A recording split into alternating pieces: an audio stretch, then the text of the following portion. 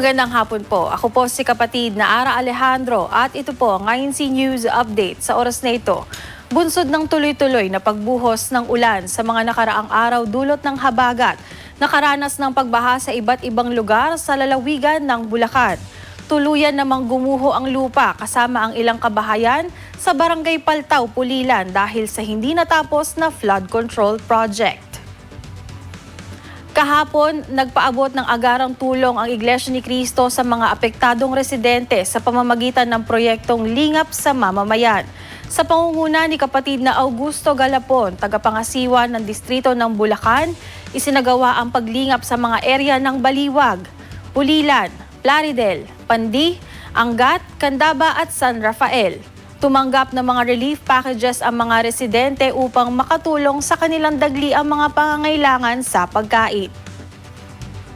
Samantala, kaninang umaga ipinaabot ng pamamahala ng Iglesia ni Cristo ang pagtulong sa mga naapektuhan ng pagbaha sa Barangay Zapote 1 hanggang 3 sa Las Piñas City. Sa pamamagitan ng proyektong Lingap sa Mamamayan, ipinamahagi sa mga residente ang relief packages bilang pagtulong sa kanila. Pinangunahan ang pamamahagi ng kapatid na David Retuta, pangalawang tagapangasiwa ng Distrito Eklesyastiko ng Makati. Ang ganitong pagtulong ng Iglesia ni Cristo ay bilang pagtugon sa kalooban ng Panginoon Diyos na tulungan ang mga nangangailangan.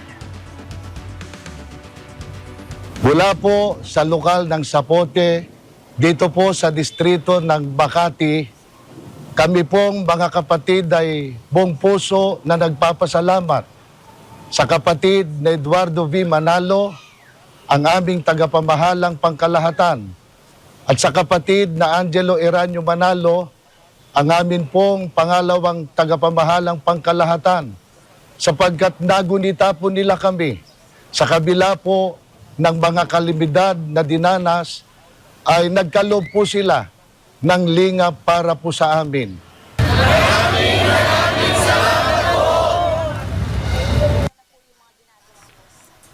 Dala pa rin ng sunod-sunod na pag-ulan dahil sa mga bagyong nagdaan at pinalakas pa ng habagat, maraming residente sa lalawigan ng Rizal, partikular na sa bayan ng Rodriguez at mga kalapit na lugar ang nakaranas ng pagbaha. Agara namang tinugunan ng Iglesia ni Cristo ang pangangailangan ng mga residente sa mga lugar na ito.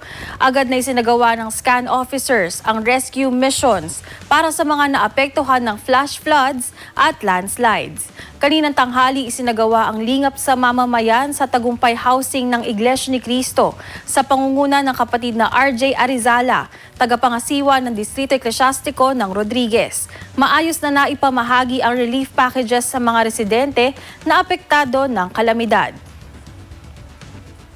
Sobra po saya ko sa ganun po na mayroon po kayo natanggap kasi ngayon nag-ano ko biyahe ko ng nagabiyahe ko ng Pajak. Mayroon akong pang 1 linggo po na pagkain po. Maraming salamat po. Para naman sa ating anniversary greetings, binabati po namin ang happy 45th anniversary ngayong araw ang mga kapatid sa lokal ng Bulubulo sa Distrito Eklesyastiko ng Rizal East. Abangan po ninyo iba pa mga balita mamayang alas 6 ng gabi sa Iglesia ni Cristo News Live. Para mamalaging updated sa mga programa ng Iglesia ni Cristo News, live streams at replays, i-follow nyo po ang aming official Facebook page at mag-subscribe sa aming official YouTube channel na INC News and Updates. At yan po, ang INC News Update sa oras na ito. Manatili po kayo nakasubaybay para laging informed at inspired. Ako po si kapatid na Ara Alejandro. Magandang hapon po.